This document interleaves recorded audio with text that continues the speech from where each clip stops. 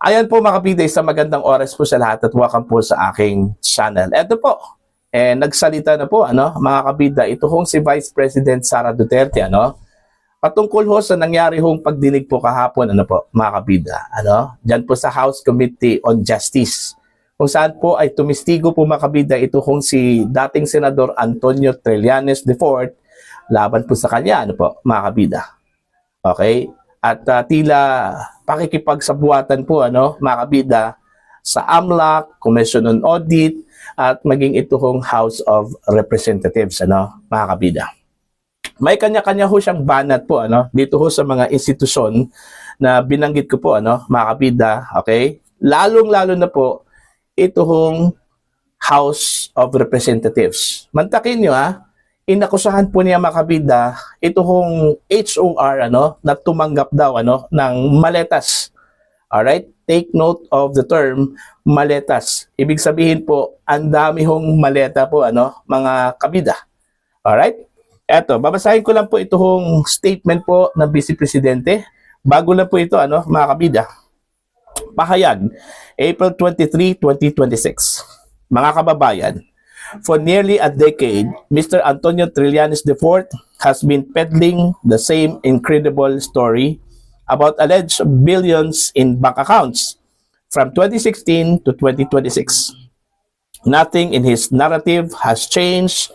What has changed, however, is the machinery now backing him. So ito lang daw yung nag-iba daw mga kabida, yung machinery. Ngayon, nasa likod po niya, mga kabida, po. Saan po nanggaling ito hong machinery, Okay? At sino po ang nasa likod po, ni Trillanes, po, mga kabida? Eto, tuloy po tayo. Today, he is backed by a sitting president who must be compelled to submit to a simple drug test, Ang tinutukoy po ni Vice President Sara Duterte dito, mga kabida, ito hong si Trillanes po, ang kanyang backup daw, ito hong si Pangulong Ferdinand Bongbong Marcos, Okay? Bago lang po, kung maalala po ninyo mga kabida, meron pong inilabas na kautusan po itong Korte Suprema, address po dito kay Pangulong Marcos, para sagutin po mga kabida ito hong petisyon na inihain po dyan po sa ESI, kung saan po ay kinukumpel po mga kabida ito hong si Pangulong Marcos to undergo a hair follicle test po, mga kabida. Okay, tuloy po tayo. Law vendor members of the House of Representatives that have received maletas. Ito na, yung sinabi ko po kanina, Ang ginamit po nila term dito mga kabida, maletas. Ibig sabihin, marami po, na natanggap daw ito hong mga miyembro po ng House of Representatives and have repeatedly disregarded constitutional limits. A commission on audit that appears to time its issuance in a manner that conveniently align with political attacks. Alright. Okay, so binanatan din niya itong COA, dahil ho sa timely po mga kabida, doon ho sa pag-issue po ng notice of disallowance po, sa kanya, po, mga kabida. Alright? Eto, tuloy tayo. And newly installed AMLAC officials who remain silent and refuse to clarify that there have been no findings of violations of anti-money laundering laws.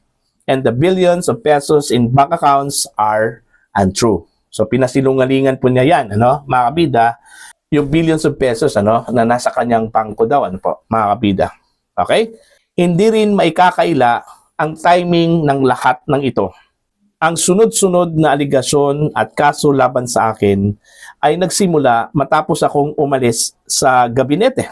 Sa parehong tumanggi akong pumirma sa isang pambansang budget na hindi ko kayang ipagtanggol sa taong bayan. Simple lang ang sagot ko. Sa lahat ng paninira, malinis ang aking service record. Hindi ako kailanman nagkaroon ng kaso sa paggamit ng pondo ng bayan. Lahat ng aking ari-arian at pera ay ideklara ko sa aking salin. Ang bawat sintimo ay mula sa lehitimong pinanggagalingan at may kaukulang dokumento. Ang mga totoong magnanakaw hindi sa bangko pinapasok ang pera, kundi sa maleta, ano, mga kabida. Mga kababayan, habang lalong lumalalim ang paggamit at pang-aabuso ng administrasyon sa ating mga institusyon para sa politika, lalong nahahalata ang kanilang takot na managot. Kung gaano katindi ang paninira sa akin, ganun din katindi ang katahimikan at takot nilang managot sa bilyon-bilyong pisong ninakaw, inilagay sa maleta at inilabas sa bansa. Nasaan ang malinaw na sagot sa mga bilyon-bilyong piso sa flood control projects? Nasaan ang konkretong solusyon sa patuloy na pagtaas ng presyo ng bilihin, sa kahirapan at kagutuman? Nasaan ang direksyon sa usapang pangkapayapaan sa Mindanao? Nasaan ang tunay na independent foreign policy? At nasaan ang agarang aksyon sa mga krimen na patuloy na nararanasan ng ating mga kababayan? Huwag kayong magpalinlang sa ingay ng impeachment na ito, dahil ang tunay na laban ay para sa kapakanan ng mga Pilipinong dumadanas at dumaraan sa matinding hamon ng buhay araw-araw. Shukran. Sara Z. Duterte, Vice President of the Philippines. So yun po, ano, ang tindi po doon ho sa kanyang pahayag po, ano, mga kabida. Isa-isa po, meron po siyang banat po, ano, mga kabida. Okay, unang-una po, ito hong kay Trillanes, ano, wala naman daw nagbago doon ho sa kanyang narrative po, ano, mga kabida, simula noong 2016 hanggang 2026 ngayon, ano. Ang nagbago lang po, mga kabida, mas matindi na po yung kanyang backup. Okay? Mantakin nyo the sitting president, ano, mga kabida, at mga institusyon. Imagine that. Okay? Maliban po sa presidente po ng Pilipinas, back up pa po niya itong mga institusyon like AMLAC, Commission on Audit, ano?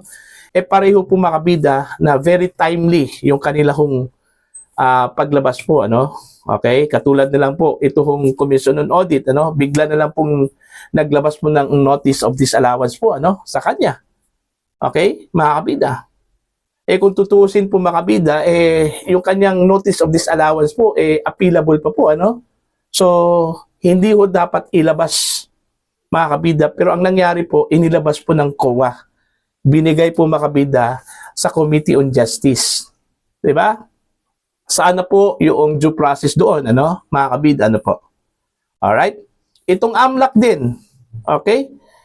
Alam naman po ng AMLAC po, mga kabida, na sagrado po ang mga bank accounts. Okay? Lalong-lalo na po sa pribado, ano? Di bali na lang ito hong kay Vice President Sara Duterte, kasi si Sara Duterte ay isang opisyal po ng gobyerno, ano? How about itong kanyang asawa po, ano, na si Attorney Manscarpio? Pribado po yan, mga kabida, ano? Alright?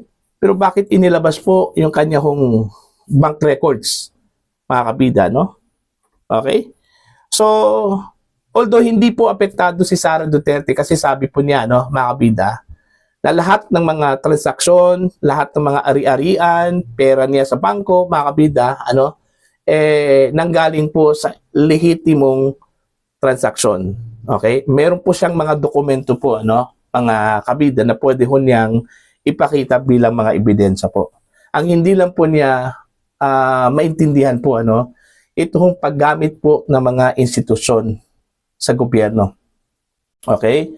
Ginagamit daw sa politika, no, mga kabida, katulad na lang po ng COA. Okay? Kung tutuusin po, ang Commission on Audit po ay independent po yan, ano? Dahil isang constitutional body po yan, ano, mga kabida, na ni Presidente po ng Pilipinas, ni Vice President po ng Pilipinas, mga kabida, ay hindi ho kayang hawakan po, ano? Okay? Ito hong Commission on Audit.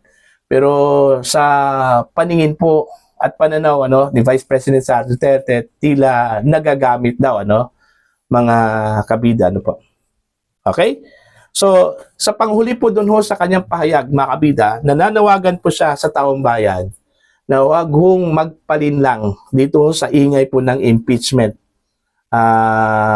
proceedings, ano, na ginagawa po ng House of Representatives. Alright? So, sa tingin ko po, hindi po siya apektado ho dito sa isiniwalat po ni Trillanes po at saka ng AMLAC. Kasi kung tutuusin po mga kabida, kung susuriin lang po natin yung ipinakita po nila kahapon, parang wala Walang ebidensya po, mga kabida. Okay? Kung tutuusin, hindi na sana kasali yung 2021 downwards, na mga transaction po ni Sara Duterte sa bangko. Okay? Dahil unang-una po, hindi po yun impeachable offenses po, mga kabida. Hindi pa po impeachable official si Sara Duterte during that time.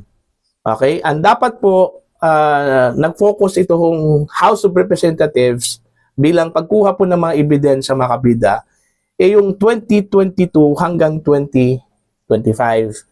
Kasi yun yung mga panahon po mga kabida na si Sara Duterte po ay Vice Presidente at isang impeachable official po. So lahat ng mga galaw po niya mga kabida, kung meron man po siyang paglabag, ang tawag po doon, impeachable offense. Okay? Kaso lang, siguro, wala po silang makitang ibang ebidensya po mga kabida.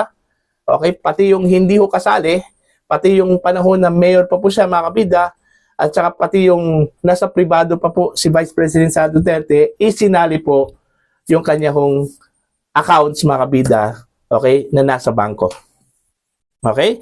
So, inaasahan po natin na meron pong hakbang na gagawin po, ito hong kampo po ni Vice President Sara Duterte mga kabida, dito ho sa nangyari po kahapon, ito hong paglabas po ng kanya hong mga bank accounts, kasi malinaw po yan, sa bank secrecy law, na pwede lang pong ilabas po ang bank accounts kung meron pong order mula sa korte at para gamitin po sa impeachment po, Yun naman po sinabi doon ho sa provision po ng ating saligang batas, na kahit na po yung finding of probable cause po, mga kabida, pwede nang gamitin po. Kasi when it comes to subpoena power, ang binigyan po ng karapatan po mga kabida sa impeachment ay ito hong korte, ang impeachable court. Okay? Hindi po ang House of Representatives, mga kabida. Kasi ang subpoena power po ng House of Representatives, ayon po sa aking pagkakaintindi at pag-research ko po, mga kabida, ay binigay o ibibigay lang yan sa House of Representatives during the deliberation ng isang panukalang batas in aid of legislation po, mga kabida. Hindi ho sa impeachment proceedings. Okay? So, para po sa inyo, ano po ang inyong opinion at pananaw ko dito, Dito sa naging banat po ni VP Sara po mga kabida, dito ho sa mga institusyon na naging bahagi po mga kabida, sa paninira po, laban ho kay Vice President Sara Duterte. Please comment down. Sa mga hindi pa po subscriber po sa akin channel, please subscribe. Just click the subscribe button, click the notification bell kay all para updated po kayo mga kabida sa aking mga uploads. Maraming salamat po sa inyo lahat.